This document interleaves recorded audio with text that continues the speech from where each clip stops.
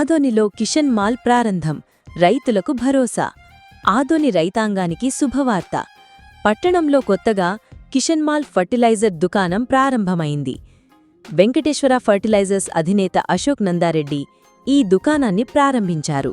ఈ కార్యక్రమానికి ముఖ్య అతిథులుగా మాజీ ఎమ్మెల్యే సాయిప్రసాద్ రెడ్డి, ఎమ్మెల్సీ మధుసూదన్ హాజరయ్యారు.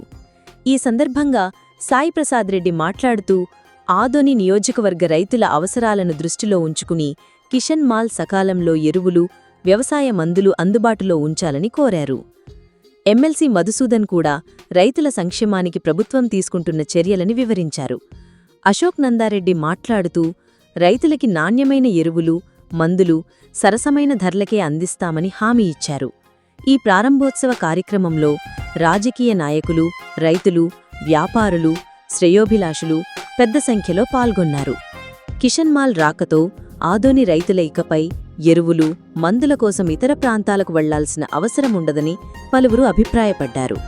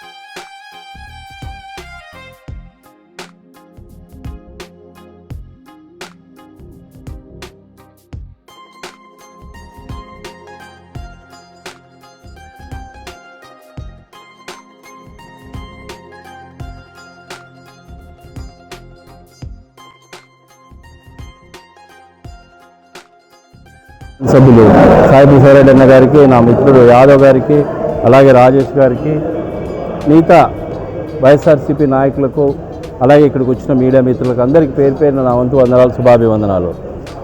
అశోక్ నందారెడ్డి గారిని, విక్రమ్ గారిని మేము కోరుకునేది ఏమంటే, ఈ చుట్టుపక్కల ఉన్నటువంటి డివిజన్లో ఉన్నటువంటి ప్రతి రైతుకు కూడా ఎరువులు అందుబాటులో ప్రతి ఒక్కటి కూడా సరసమైన ధరలో ఇవ్వాలని చెప్పి వారిని కోరుకుంటా ఉన్నాను.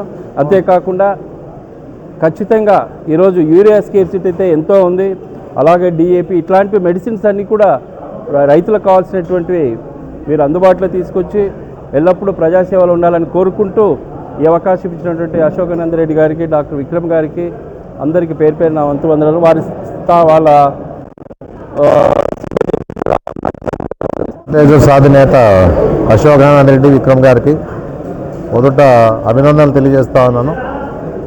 ఎంతో కష్టపడి అశోకానందరెడ్డి పరిస్థితి మాకు బాగా తెలుసు.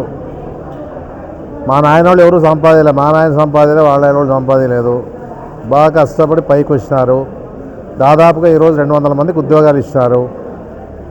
అంచెలంచెలుగా ఎదుర్కొంటూ వచ్చి ఆయన స్వయం కృషితో పైకి వచ్చినటువంటి పరిస్థితి ఉందని చెప్పేసి కూడా నేను చెప్పడం జరుగుతూ ఉంది. చాలా సంతోషం ఇది.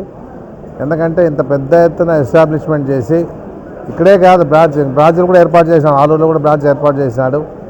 చాలా చోట్ల ఆయన ఎక్కడైతే అనుకూలంగా ఉందో అక్కడంతా కూడా అందరికీ ఫర్టిలైజర్ సప్లై చేస్తూ రైతులకు ఇబ్బంది లేకుండా చేస్తూ ఉన్నారు.